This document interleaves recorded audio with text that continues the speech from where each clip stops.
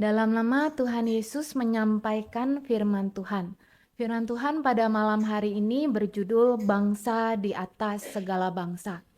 Saudara-saudari yang terkasih di dalam Tuhan Yesus, kita semua tentu pernah mendengar seorang tokoh besar dalam kehidupan bangsa Israel, yaitu Musa. Kita tahu Musa adalah pemimpin bangsa Israel. Musa ditunjuk oleh Tuhan untuk memimpin bangsa Israel keluar dari Mesir. Dan selama perjalanan pengembaraan mereka di padang gurun selama 40 tahun, Musa juga yang memimpin mereka. Dan Musa sangat tahu bagaimana sifat dari bangsa Israel ini. Sayangnya, Musa tidak diizinkan oleh Tuhan untuk masuk ke tanah Kanaan. Ketika bangsa Israel sudah sampai dan hampir masuk ke tanah Kanaan, maka Musa memberikan peringatan kepada mereka.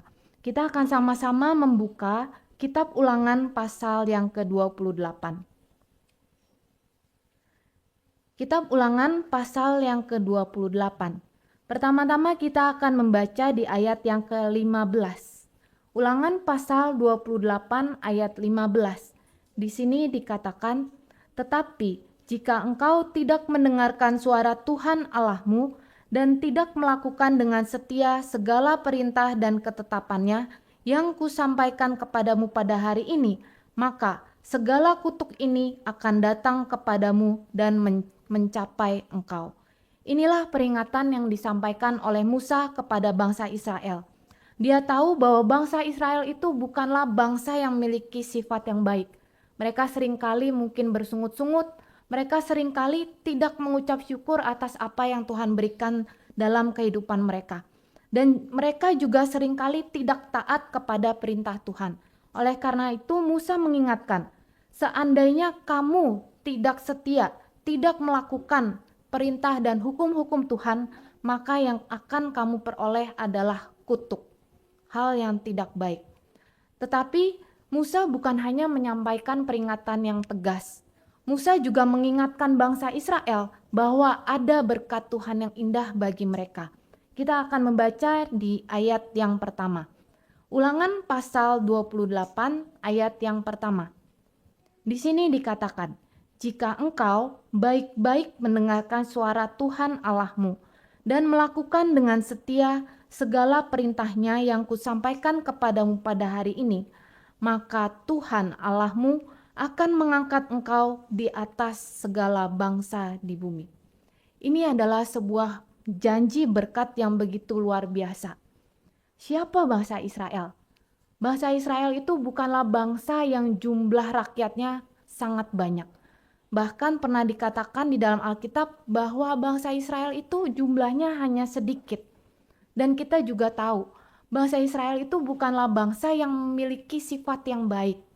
Bukan bangsa yang paling taat, bukan juga bangsa yang paling rendah hati dan paling lembut. Tetapi mengapa di sini dikatakan bahwa Tuhan mau mengangkat bangsa Israel di atas segala bangsa di bumi? Tuhan mau menjadikan bangsa Israel menjadi bangsa di atas segala bangsa. Bangsa yang kedudukannya paling tinggi. Bangsa yang statusnya paling mulia di antara bangsa-bangsa di dunia ini. Apakah karena perbuatan baik bangsa Israel? Tentunya tidak. Ini semua hanyalah karena kasih Tuhan. Karena Tuhan mengasihi bangsa Israel. Dan karena Tuhan juga adalah Allah yang setia. Dia setia kepada perjanjiannya yang telah Ia berikan kepada nenek moyang bangsa Israel. Saudara-saudari yang terkasih di dalam Tuhan Yesus Kristus, kita semua pada saat ini adalah orang-orang yang telah menerima penebusan dari darah Tuhan Yesus Kristus. Kita juga telah menjadi bangsa Israel yang rohani, umat pilihan Tuhan. Dan janji berkat bangsa di atas segala bangsa ini juga Tuhan berikan kepada kita semua. Hari ini kita mau sama-sama belajar apa yang Tuhan maksudkan dengan bangsa di atas segala bangsa. Sebetapa berharganya status bangsa di atas segala bangsa ini, sehingga kita semua sama-sama bisa menerima berkat Tuhan yang indah ini, dan kita juga bisa berusaha untuk menghargai status yang sangat mulia ini. Kita mau berusaha untuk menjaga apa yang Tuhan sudah berikan pada kita dan juga hidup sesuai dengan identitas yang Tuhan berikan kepada kita. Kita akan sama-sama melihat hal yang pertama. Bangsa di atas segala bangsa. Ini berarti adalah bangsa yang dibenarkan oleh Allah. Kita akan melihat dalam Kitab Ulangan pasal 28 ayat yang ke-9. Ulangan pasal 28 ayat yang ke-9. Di sini dikatakan, Tuhan akan menetapkan engkau sebagai umat-Nya yang kudus, seperti yang dijanjikannya dengan sumpah kepadamu, jika engkau berpegang pada perintah Tuhan Allahmu dan hidup menurut jalan yang ditunjukkannya. Bangsa di atas segala bangsa adalah bangsa yang dibenarkan oleh Allah. Di ayat yang ke-9 di sini dikatakan bahwa jika engkau berpegang pada perintah Tuhan, melakukan perintah Tuhan, maka Tuhan akan menetapkan engkau sebagai umat yang kudus. Tuhan akan menetapkan kita sebagai umat yang kudus. Kita tahu seperti tadi telah dikatakan, bangsa Israel itu seringkali melakukan pelanggaran. Bangsa Israel itu seringkali tidak taat kepada Tuhan. Baru saja keluar dari Mesir, mereka kehabisan makanan, mereka mulai bersungut-sungut kepada Tuhan. Bahkan mereka juga pernah menentang pemimpin-pemimpin yang sudah dipilih oleh Tuhan, yaitu Musa dan Harun. Dan ketika mereka dihukum oleh Tuhan, mereka bukannya bertobat, tapi mereka tetap melawan kehendak daripada Tuhan. Bangsa yang seperti ini, apakah layak untuk dijadikan sebagai umat yang kudus? Sebenarnya jika kita melihat dari kacamata manusia, bangsa yang seperti ini, orang-orang yang memiliki sifat seperti ini tentunya tidak mungkin bisa dikatakan sebagai umat yang kudus. Tetapi kita akan sama-sama melihat dalam kitab Bilangan pasal 23 ayat ke-21. Kitab Bilangan pasal 23 ayat 21. Kita akan membaca bagian 21 bagian yang pertama, 21a. Ini adalah perkataan dari Bileam. Di sini ketika Bileam menyampaikan perkataan yang diilhami oleh Roh Tuhan, Bileam mengatakan hal seperti ini. Tidak ada ditengok kepincangan di antara keturunan Yakub, dan tidak ada dilihat kesukaran di antara orang Israel.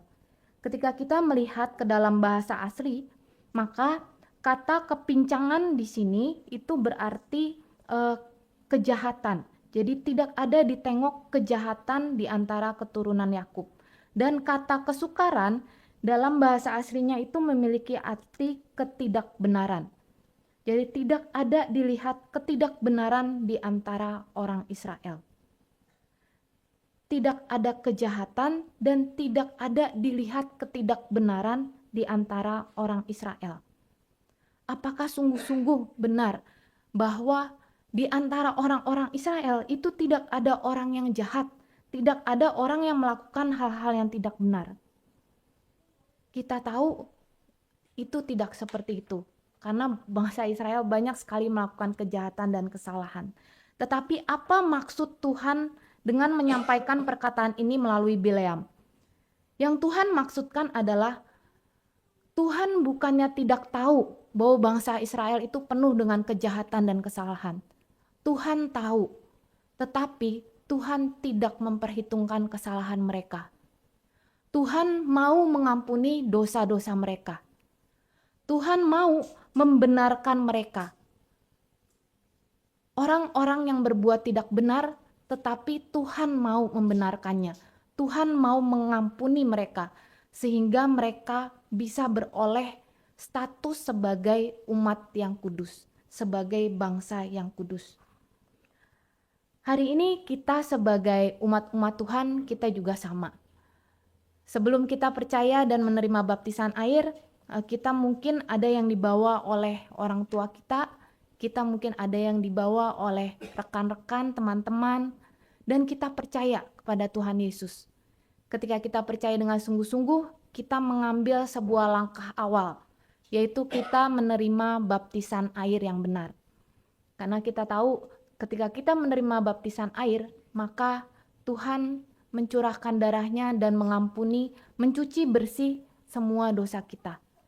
Kita yang dahulu adalah orang-orang berdosa, banyak melakukan kesalahan, banyak melakukan ketidakbenaran di mata Tuhan. Tetapi karena kasih Tuhan, Tuhan mau mengampuni semua dosa kita. Kita orang yang tidak layak, tetapi karena kasih Tuhan, Tuhan mau membenarkan kita. Tuhan mau menjadikan kita sebagai umat-umatnya yang kudus. Ini adalah kasih karunia. Kita tidak bisa memperolehnya hanya dengan perbuatan yang kita lakukan. Ini sungguh-sungguh adalah kasih karunia Tuhan. Setelah kita menerima baptisan air, sayangnya umat Tuhan ini tidak langsung terangkat ke surga. Umat Tuhan tidak langsung masuk ke surga. Tetapi umat Tuhan masih harus terus hidup di dunia. Umat-umat Tuhan, kita saat ini masih harus terus menempuh perjalanan iman kita dalam dunia ini. Dan kita masih hidup dalam tubuh jasmani. Seperti yang kita semua sadari, ketika kita masih memiliki tubuh jasmani, tentu saja ada kalanya kita bisa menjadi lemah. Ada kalanya juga kita terjatuh dalam dosa. Kita yang sudah disucikan oleh darah Tuhan, kita melakukan lagi pelanggaran, kita melakukan lagi hal-hal yang tidak berkenan pada Tuhan. Jika demikian, bagaimana kita kemudian bisa menghadap Tuhan? Karena kita tahu dalam Kitab Ibrani pasal 12 ayat 14, di situ dikatakan, tanpa kekudusan tidak seorang pun dapat melihat Allah. Jika kita tidak kudus, jika kita masih terus melakukan dosa, maka kita tidak akan dapat berjumpa dengan Tuhan. Lalu bagaimana? Apa yang harus kita lakukan? Sungguh bersyukur Tuhan masih begitu mengasihi kita. Kita akan sama-sama buka di kitab 1 Yohanes pasal pertama ayat ke-9.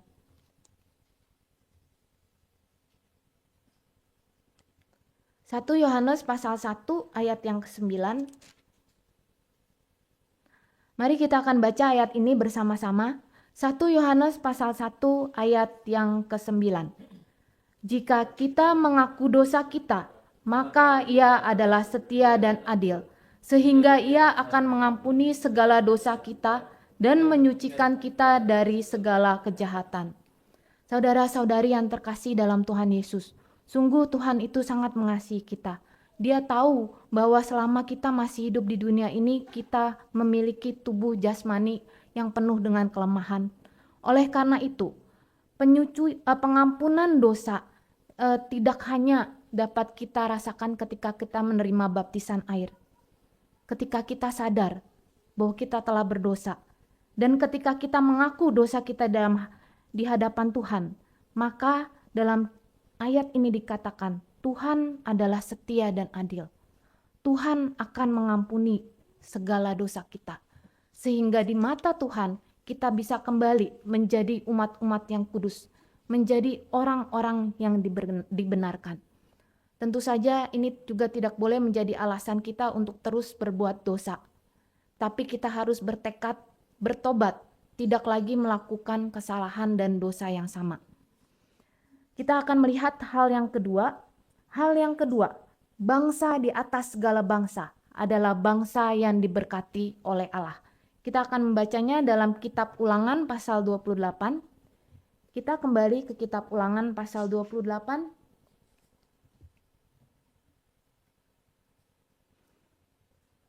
Ayat 2 sampai 6. Ulangan pasal 28 ayat 2 sampai 6. Kita akan membacanya secara bergantian. Ayat genap akan saya bacakan, ayat ganjil saudara-saudari membacakannya. Ulangan pasal 28 ayat yang kedua. Segala berkat ini akan datang kepadamu dan menjadi bagianmu jika engkau mendengar suara Tuhan Allahmu. 3. Diberkatilah engkau di kota dan diberkatilah engkau di ladang. 4. Diberkatilah buah kandunganmu, hasil bumimu dan hasil ternakmu, yakni anak lembu sapimu dan kandungan kambing dombamu. 5. Diberkatilah bahumu dan tempat agunanmu. 6. Diberkatilah engkau pada waktu masuk dan diberkatilah engkau pada waktu keluar. Di sini dengan jelas dikatakan bahwa bangsa di atas segala bangsa adalah bangsa yang diberkati oleh Tuhan. Apakah ini kemudian berarti bahwa bangsa Israel itu akan menjadi bangsa yang paling kaya di dunia ini? Tentunya bukan. Melainkan apa yang Tuhan maksudkan dengan diberkati adalah Tuhan akan memberikan penyertaan dan juga pemeliharaannya kepada bangsa Israel. Jika kita mengingat bagaimana perjalanan bangsa Israel di padang gurun, bagaimana Tuhan menurunkan mana bagi mereka. Setiap hari Tuhan menurunkan mana dari langit. Dan Tuhan mengizinkan bangsa Israel untuk mengumpulkan mana tersebut.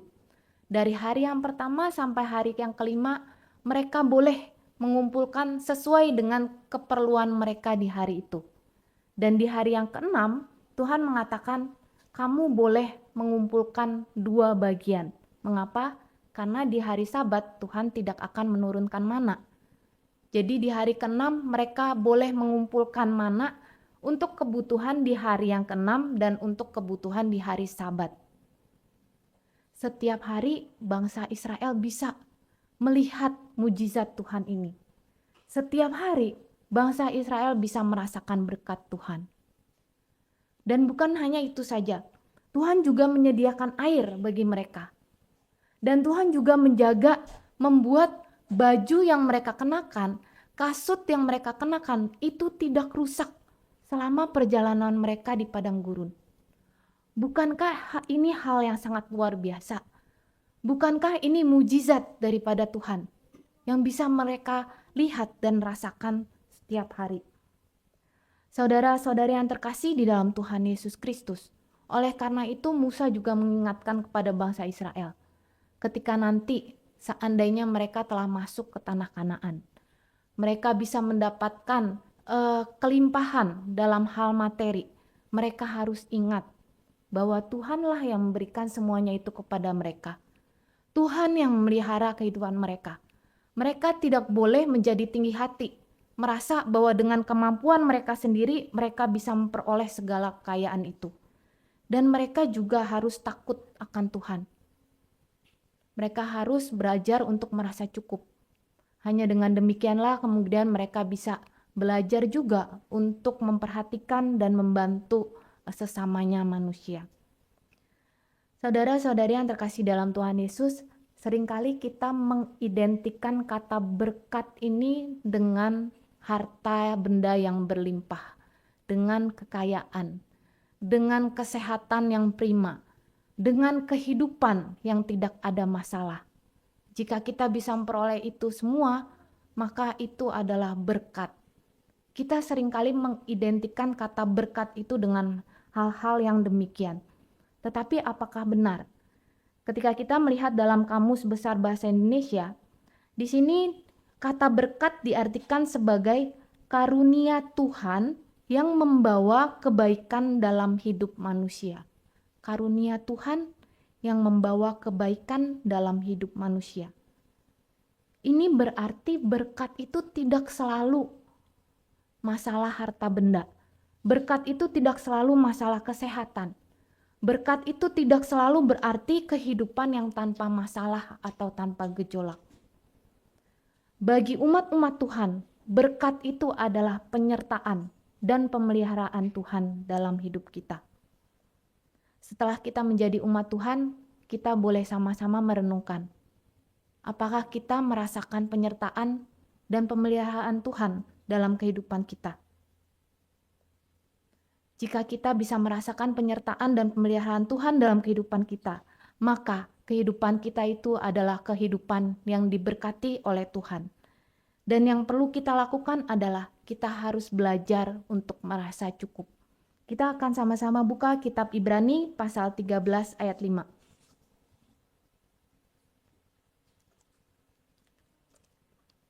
Ibrani pasal 13 ayat yang kelima. Di sini dikatakan, janganlah kamu menjadi hamba uang, dan cukupkanlah dirimu dengan apa yang ada padamu. Karena Allah telah berfirman, aku sekali-kali tidak akan membiarkan engkau, dan aku sekali-kali tidak akan meninggalkan engkau. Saudara-saudari yang terkasih di dalam Tuhan Yesus Kristus, ini adalah janji Tuhan. Sungguh, Tuhan akan memberkati kehidupan kita. Tuhan akan memelihara kehidupan kita. Oleh karena itu, kita harus belajar untuk bisa merasa cukup. Karena sama seperti Tuhan memberikan mana yang cukup untuk kehidupan bangsa Israel selama perjalanan mereka di padang gurun. Apa yang Tuhan berikan pada Tuhan bagi kita saat ini itu juga cukup bagi kita. Kita tidak perlu membanding-bandingkan dengan kehidupan orang lain. Kita harus yakin dan percaya Tuhan tidak akan meninggalkan kita. Tuhan akan memelihara kita, memberikan kecukupan dalam kehidupan kita. Jika kita bisa merasa cukup, maka dalam hati kita akan ada damai sejahtera. Jika kita bisa merasa cukup, maka dalam hati kita juga penuh dengan ucapan syukur. Dan dengan demikian kita bisa dengan rela hati memberikan persembahan bagi Tuhan. Kita juga bisa dengan rela hati memberikan bantuan kepada sesama kita yang membutuhkan. Inilah kehidupan umat Tuhan yang diberkati. Kita akan sama-sama melihat hal yang ketiga. Bangsa di atas segala bangsa adalah bangsa yang menang dengan bersandarkan kepada Allah. Kita akan kembali membuka dalam kitab Ulangan pasal 28. Ulangan pasal 28 kita akan membaca di ayat yang ke-7. Ulangan pasal 28 ayat yang ke-7. Tuhan akan membiarkan musuhmu yang maju berperang melawan engkau terpukul kalah olehmu. Bersatu jalan mereka akan menyerangi engkau, tetapi bertujuh jalan mereka akan lari dari depanmu. Di sini Tuhan berjanji bahwa bangsa Israel akan bisa mengalahkan musuh-musuh mereka. Ketika akan masuk ke dalam tanah Kanaan, tentu saja tanah Kanaan itu diduduki oleh orang-orang penduduk tanah Kanaan. Dan penduduk tanah Kanaan ini bukanlah orang-orang yang lemah, tetapi mereka adalah orang-orang yang kuat dan gagah perkasa. Bahkan angkatan bangsa Israel yang sebelum ini, 39 tahun yang lalu, mereka itu takut dan gentar kepada penduduk bangsa Kanaan ini. Tetapi sekarang bangsa Israel harus masuk. Mereka harus selalu siap untuk berperang melawan musuh-musuh yang hebat dan kuat ini. Tetapi Tuhan melalui Musa juga mengingatkan, jangan takut. Walaupun musuh di depanmu itu besar dan kuat, kamu tidak perlu takut. Mengapa? Karena di ayat ke-7 Tuhan berkata, Tuhan yang akan maju berperang, Tuhan yang akan membuat musuh-musuhmu itu kalah. Tuhan yang akan memberikan kemenangan. Di dalam Alkitab beberapa kali juga dicatatkan bahwa Tuhan itulah yang berperang untuk bangsa Israel. Sebagai contoh, ketika mereka baru saja keluar dari Mesir dan Firaun serta pasukannya mengejar mereka menghadapi di depan adalah laut luas yang terbentang, di belakang mereka dikejar oleh Firaun dan pasukannya. Apa yang Tuhan lakukan? Tuhan membuka jalan, Tuhan membelah Laut Merah. Dan setelah bangsa Israel melewati Laut Merah, ketika pasukan Firaun itu berada di tengah-tengah laut itu, maka Tuhan membuat air laut itu berbalik dan melingkupi seluruh pasukan Firaun. Sampai dikatakan di Alkitab tidak ada yang terluput. Inilah kuasa Tuhan. Apakah bangsa Israel yang mengalahkan bangsa Mesir itu? Tentu bukan. Tetapi Tuhan yang berperang bagi mereka. Demikian pula ketika bangsa Israel harus berperang melawan bangsa Gibeon. Tuhan membuat matahari itu bisa berhenti. Matahari berhenti di atas Gibeon dan bulan berhenti di atas Ayalon. Sehingga bangsa Israel bisa menumpas habis musuh-musuh mereka. Dan banyak lagi dalam peristiwa-peristiwa peperangan bangsa Israel. Kita bisa melihat Sungguh yang berperang bagi mereka adalah Tuhan yang Maha Kuasa. Saudara-saudari yang terkasih di dalam Tuhan Yesus Kristus, dalam kehidupan kita sebagai umat-umat Tuhan, kita juga harus berperang melawan musuh. Tentunya musuh yang kita lawan saat ini bukanlah musuh seperti bangsa Israel pada masa itu. Bukanlah musuh jasmani, bukanlah orang-orang secara fisik, tetapi yang harus kita lawan adalah musuh-musuh rohani. Mari kita sama-sama buka dalam kitab Efesus pasal yang ke-6.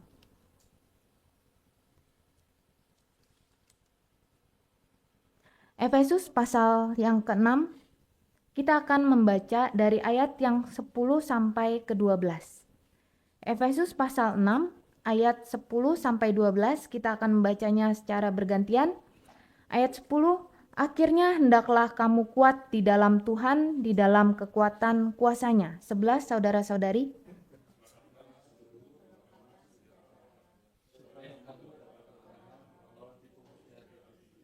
12, karena perjuangan kita bukanlah melawan darah dan daging, tetapi melawan pemerintah, melawan penguasa-penguasa, melawan penghulu-penghulu dunia yang gelap ini, melawan roh-roh jahat di udara. Inilah musuh kita. Musuh kita adalah si iblis dan pengikut-pengikutnya. Dan musuh ini adalah musuh yang kuat, musuh yang sangat kejam dan bengis. Tidak kalah hebatnya seperti penduduk tanah Kanaan yang dilawan oleh bangsa Israel pada masa itu. Dalam kitab 1 Petrus juga kita diberitahu bahwa musuh kita ini tidak pernah berhenti berjalan berkeliling untuk mencari siapa yang dapat dia telan. Siapa umat Tuhan yang dapat ia jatuhkan. Siapa umat Tuhan yang dapat ia buat untuk selangkah saja menjauhkan diri daripada Tuhan. Untuk sedikit saja tidak mempercayai Tuhan, tidak mempercayai firman Tuhan. Inilah musuh yang kita lawan. Musuh kita ini memiliki berbagai macam tipu muslihat, berbagai macam cara untuk mengalahkan umat-umat Tuhan. Terkadang si jahat menggunakan penganiayaan dan penderitaan untuk membuat umat-umat Tuhan itu merasa ragu. Benarkah Tuhan mengasihi saya? Benarkah Tuhan berkuasa untuk mengatasi segala penderitaan saya? Kita tahu mungkin ada orang-orang yang ketika mereka mau percaya kepada Tuhan Yesus, mereka mungkin mengalami penderitaan secara fisik.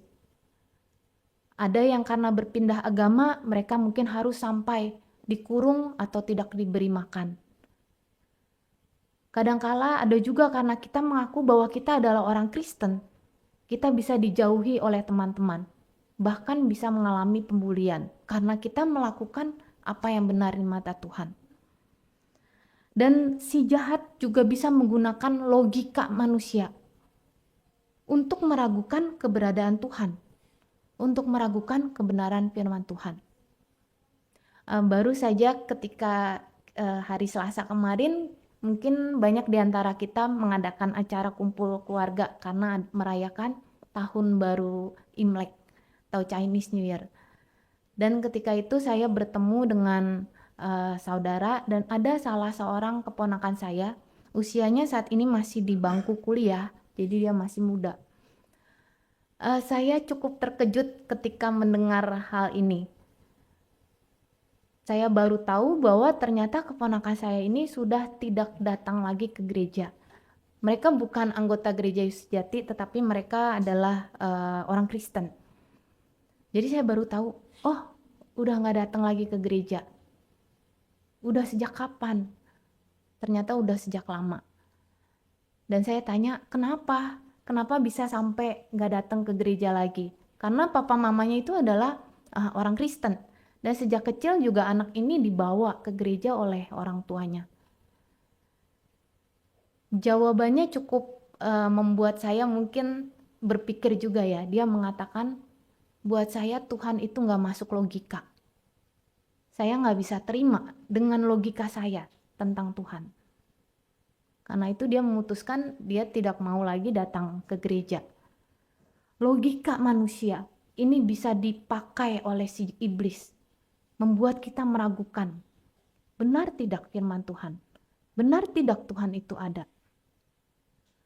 Dan si jahat juga begitu hebat. Kadang-kadang dia menormalisasi dosa. Membuat kita berpikir sesuatu yang dosa itu adalah hal yang wajar, hal yang biasa, dan tidak masalah jika dilakukan. Contohnya adalah LGBT, bohong putih atau white lies ya. Gak apa-apa berbohong sedikit, yang penting tujuannya adalah untuk kebaikan, untuk menolong orang lain. Ini adalah cara-cara yang digunakan oleh si jahat. Terkadang dia menggunakan cara yang keras, penderitaan, penganiayaan. Tapi seringkali juga di masa sekarang ini dia menggunakan cara-cara yang sangat halus. Untuk membuat apa? Untuk membuat umat Tuhan itu jauh daripada Tuhan. Dia membuat dunia itu menjadi begitu menarik, begitu banyak hal yang harus kita coba, begitu banyak hal yang bisa menyenangkan hati kita. Sehingga apa? Sehingga umat Tuhan pun bisa terperdaya dan kemudian lupa bahwa sebenarnya kita itu harus berjalan menuju ke kerajaan surga. Harus mengejar penyempurnaan rohani. Bukankah tipu muslihat iblis ini sangat hebat? Apakah dengan kekuatan kita sendiri kita yakin kita bisa mengalahkan musuh kita ini? Jika kita kembali dalam kitab Efesus pasal 6 yang tadi kita sudah baca, di ayat yang ke-10 sampai 11 itu sebenarnya memberikan kunci bagaimana kita bisa mengalahkan musuh rohani kita ini. Kita bisa mengalahkan si jahat bukan dengan kekuatan kita sendiri, tetapi dengan kekuatan daripada kuasa Tuhan. Kita harus bersandar pada Tuhan. Dan kita juga harus mengenakan seluruh perlengkapan senjata Allah. Ini adalah senjata rohani, bukan senjata duniawi seperti yang digunakan oleh bangsa Israel. Kita harus melakukan ini, harus bersandar pada Tuhan, maka barulah kita bisa menang melawan musuh rohani kita. Tuhan telah mengalahkan dunia, hanya dengan bersandar pada Tuhan kita bisa mengalahkan, menjadi bangsa-bangsa pemenang. Hal yang keempat, bangsa di atas segala bangsa adalah bangsa yang bersaksi untuk Allah. Kita kembali dalam kitab Ulangan pasal 28 ayat yang ke-10. Ulangan pasal 28 ayat yang ke-10. Saya akan bacakan. Maka segala bangsa di bumi akan melihat bahwa nama Tuhan telah disebut atasmu dan mereka akan takut kepadamu. Kita tahu bahwa ketika bangsa-bangsa lain di sekitar bangsa Israel ini mendengar apa yang telah Tuhan lakukan atas umatnya ini, bagaimana Tuhan berperang bagi umatnya ini, maka bangsa-bangsa lain itu menjadi takut dan gentar. Mereka juga menjadi tahu bahwa Allah bangsa Israel ini adalah Allah yang luar biasa, Allah yang hebat, Allah yang maha kuasa. Bahkan jika kita tahu kisahnya, penduduk Gibeon ini adalah sebuah kota yang besar. Dan dikatakan bahwa semua orang Gibeon itu adalah pahlawan. Bahkan penduduk Gibeon ini sampai takut dan gentar juga terhadap bangsa Israel.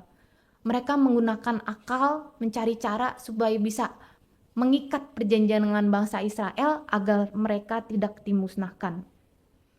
Saudara-saudari yang terkasih dalam Tuhan Yesus Kristus, ketika bangsa Israel itu taat kepada pimpinan Allah, maka kemenangan itu akan mereka peroleh. Dan sebagai akibatnya, nama Tuhan itu dimuliakan. Bangsa-bangsa lainnya itu bisa mengenal siapa Allah Israel. Tetapi ada kalanya juga bangsa Israel ini gagal menjadi saksi Allah. Yaitu ketika apa? Ketika mereka menyimpang untuk menyembah kepada Allah lain, ketika mereka tidak mau taat dan tunduk pada hukum-hukum dan perintah-perintah Tuhan. Ketika mereka seperti itu, maka Tuhan menyerahkan mereka ke tangan bangsa-bangsa lain. Tuhan mengizinkan mereka ditindas. Tuhan membiarkan mereka untuk dibawa ke dalam pembuangan dan ditawan. Ini sebenarnya bisa menjadi perenungan bagi kita semua. Kita semua adalah umat-umat Tuhan. Dan dalam kitab Yesaya dikatakan bahwa umat Tuhan itu adalah saksi bagi Tuhan. Mari kita sama-sama renungkan. Apakah kita sudah menjadi saksi Tuhan yang baik? Ketika orang-orang di sekitar kita melihat bagaimana kita menjalani kehidupan kita, bagaimana perkataan dan perbuatan kita, apakah mereka bisa memuliakan nama Tuhan? Ataukah sebaliknya, orang-orang di sekitar kita malah mencemooh, malah menghina nama Tuhan dan berkata, "Oh, ternyata orang Kristen, pengikut-pengikut Tuhan seperti ini perbuatannya, seperti ini perkataannya. Tidak ada bedanya dengan orang-orang yang tidak mengenal Tuhan." Saudara-saudari yang terkasih dalam Tuhan Yesus Kristus, Tuhan Yesus mengatakan bahwa kita harus menjadi terang dunia. Mari kita buka dalam kitab Matius pasal 5 ayat 14 sampai 16. Matius pasal 5 ayat 14 sampai yang ke-16. Di sini dikatakan, "Kamu adalah terang dunia. Kota yang terletak di atas gunung tidak mungkin tersembunyi. Lagi pula, orang tidak menyalakan pelita lalu meletakkannya di bawah gantang, melainkan di atas kaki dian sehingga menerangi semua orang di dalam rumah itu. Demikianlah hendaknya terangmu bercahaya di depan orang, supaya mereka melihat perbuatanmu yang baik dan memuliakan Bapamu yang di sorga." Kita semua harus menjadi terang dunia. Ini adalah yang Tuhan inginkan. Bagaimana kita menjadi terang dunia? Melalui perkataan kita, melalui perbuatan kita, melalui cara hidup kita. Kita harus berusaha untuk memiliki cara hidup yang baik, cara hidup yang sesuai dengan kebenaran firman Tuhan. Karena dengan demikian, kita bisa membawa kebaikan bagi orang lain. Kita juga bisa memimpin banyak orang untuk percaya kepada Tuhan yang benar dan menyelamatkan jiwa mereka. Saya akan berbagi sebuah kesaksian dari salah seorang saudari. Saudari ini adalah kisah sebelum dia menjadi percaya Tuhan dan masuk ke dalam gereja Yesus Sejati. Saudari ini adalah seorang jurnalis dan suatu ketika dia memiliki kesempatan untuk melanjutkan pendidikan di Amerika Serikat, yaitu di San Francisco. Dan di San Francisco ini kemudian dia bertemu dan berteman dengan salah satu jemaat dari gereja Yesus Jati, anggota kita. Nah, ketika dia bertemu, dia merasakan ada hal yang berbeda dari jemaat gereja Yesus Jati ini. Pertama, dia mengatakan, waktu jemaat gereja Yesus Jati ini tahu bahwa dia itu baru pertama kali datang ke Amerika, ke San Francisco, langsung jemaat kita ini menawarkan bantuan. Dengan sangat baik dia menawarkan bantuannya. Awalnya saudari kita ini berpikir, sepertinya mungkin orang ini ada maksud tertentu. Mungkin dia tertarik kepada saya sehingga dia berbuat baik atau mau membantu saya. Tapi ternyata tidak demikian. Setelah beberapa waktu, saudari ini memperhatikan, ternyata orang ini nggak seperti itu, temannya ini nggak seperti itu. Dia bukan hanya baik hanya kepada dirinya, tapi dia juga baik kepada orang-orang lain. Jadi sikap baiknya ini sama, kepada setiap orang dia juga bersikap baik. Dan kemudian juga saudari ini merasa bingung, kok masih ada ya zaman sekarang orang yang baik seperti ini? Karena dia mengatakan dia sendiri itu tumbuh di kota besar, hidup di kota besar. Dan dia diajarkan oleh orang tuanya, itu kamu jangan menjadi orang tuh yang terlalu baik, terlalu polos. Kamu tuh harus hati-hati, kamu harus jaga-jaga, waspada terhadap orang-orang. Dan dia juga itu terbiasa dengan melakukan kebohongan-kebohongan kecil. Dan juga dalam pekerjaannya dia mengatakan, dia kan bertemu sebagai jurnalis, dia bertemu dengan mungkin banyak orang. Dia melihat banyak sekali ada sisi gelap dari manusia. Jadi manusia itu tidak sepenuhnya mungkin seperti yang di luar sama seperti yang di dalam. Jadi banyak mungkin permainan-permainan, trik-trik di belakang itu untuk memperoleh apa yang diinginkan. Ketika dia bertemu dengan jemaat kita ini dan melihat sikap yang seperti itu, dia pikir, ini aneh. Kenapa masih ada orang seperti ini di dunia ini? Kenapa masih ada orang yang demikian baik dan demikian polos? Dan kemudian dia berpikir, pasti kalau begitu hidup teman saya ini tuh pasti sangat sengsara. Karena dia terlalu baik, terlalu polos. Mungkin sering dimanfaatkan oleh orang lain. Tapi ketika dia memperhatikan lagi setelah beberapa waktu, dia tidak mendapati temannya itu hidup sengsara. Malah sebaliknya, dia melihat temannya ini hidupnya itu sangat bahagia dan bahkan sangat sering mengucap syukur kepada Tuhan. Saudari ini sebelum dia percaya kepada Tuhan, dia itu sebenarnya tidak terlalu percaya. Dia merasa, apakah benar ya Tuhan itu ada? Karena dia nggak pernah merasakan. Dia tidak pernah merasakan kehadiran Tuhan. Jadi dia tidak terlalu percaya kalau Tuhan itu ada. Tapi jemaat kita ini seringkali bersyukur kepada Tuhan. Saudari percaya kalau kita bisa mendapatkan sesuatu yang baik, misal contoh kekayaan itu adalah hasil usaha kerja keras diri saya yang memperoleh itu bukan karena Tuhan. Jadi tidak perlu bersyukur sama Tuhan. Dan suatu saat jemaat kita ini kemudian mengajak dia untuk datang ke gereja. Yuk datang ke gereja.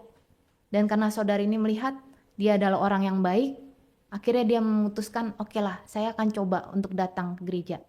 Dia datang ke gereja Yesus Sejati, dia mendengar khotbah, kemudian dia juga mendengar bagaimana jemaat kita berdoa. Setelah pulang, dia dalam hati dia berkata, saya gak mau lagi datang. Menurut saya ini sepertinya saya telah terjerumus ke dalam sebuah aliran ajaran sesat. Saya tidak mau lagi datang. Tapi bersyukurnya adalah jemaat kita ini tidak henti-hentinya selalu mengajak dia. Walaupun ditolak, dia tetap ajak. Sampai akhirnya saudara ini berkata kepada temannya ini bilang, oke, saya akan datang 1 kali lagi ya. Tapi hanya 1 kali. Kalau dalam 1 kali ini saya tidak bisa merasakan kehadiran Tuhan, kamu jangan bujuk saya lagi untuk datang ke gereja. Kamu jangan bujuk saya lagi untuk percaya bahwa Tuhan itu ada. Jadi karena kamu ajak, saya akan datang 1 kali ini lagi. Dan ketika dia datang, herannya khotbah yang disampaikan oleh pengkhotbah itu ternyata menyentuh hatinya. Dan setelah selesai kebaktian, dia merasa di dalam hatinya itu ada sebuah dorongan yang kuat untuk berdoa. Dan dia kemudian jemaat kita mengatakan, kalau kamu berdoa nanti, ini di hari Sabat ya, nanti sebelum makan siang itu kita ada sesi doa selama 30 menit. Kita doa sama-sama. Kamu boleh ikut di situ. Dan saudari kita ini kemudian, baik, saya akan ikut gitu, karena ada dorongan dalam hatinya itu untuk berdoa. Dan ketika dia berdoa juga dia sebelumnya itu dia merasakan tangannya itu kayak mulai bergetar gitu ya. Jadi dia penasaran dan dia pengen berdoa. Dan ternyata benar, di sesi doa 30 menit itu dia mendapatkan Roh Kudus. Dia mengatakan ketika dia berdoa, tangannya itu kembali mulai bergetar. Dan setelah itu dia merasakan bahwa dari arah belakang itu ada sebuah sinar yang hangat yang menyinari dia. Setelah dia mengalami itu, tangannya bergetar dengan lebih hebat dan kemudian dia mulai berkata-kata dalam bahasa roh. Dan setelah beberapa waktu kemudian saudari ini akhirnya memutuskan untuk dibaptis. Saudara-saudara yang terkasih dalam Tuhan Yesus, dari kesaksian ini kita bisa sama-sama belajar. Terkadang ketika kita melakukan suatu hal yang sesuai dengan perintah Tuhan, kita akan menjadi berbeda dengan orang-orang dunia ini. Sama seperti jemaat kita ini. Mungkin kita akan dianggap aneh. Mungkin kita akan dianggap kamu terlalu baik, kamu terlalu polos, kamu terlalu jujur, terlalu lurus. Tetapi kita juga harus yakin dan percaya. Kita harus ingat, kita semua ini adalah saksi Tuhan. Ketika kita bisa melakukan hal yang benar, tunduk pada perintah Tuhan, maka kita tahu bahwa nama Tuhan itu yang akan dimuliakan. Dan Tuhan juga bisa memakai kita untuk membawa orang-orang untuk diselamatkan. Sama seperti jemaat kita ini. Oleh karena itu marilah kita bersama-sama berusaha untuk menjadi saksi Tuhan yang baik. Hari ini kita telah sama-sama belajar bahwa Tuhan telah memberikan berkat dan juga status bangsa di atas segala bangsa. Bukan hanya kepada bangsa Israel, tetapi juga kepada umat-umat Tuhan, yaitu kita semua pada masa ini. Ini adalah berkat yang sangat luar biasa, sebuah status yang sangat mulia dan sangat berharga. Janganlah kita sia-siakan, janganlah kita pandang ringan. Marilah dengan bersandarkan pada kuasa Roh Kudus, kita sama-sama berusaha untuk hidup sebagai bangsa yang dibenarkan oleh Allah, bangsa yang diberkati oleh Allah, bangsa yang bisa menang atas setiap musuh dengan bersandarkan pada kuasa Allah, dan juga menjadi bangsa yang dapat bersaksi bagi Allah. Segala kemuliaan bagi nama Tuhan.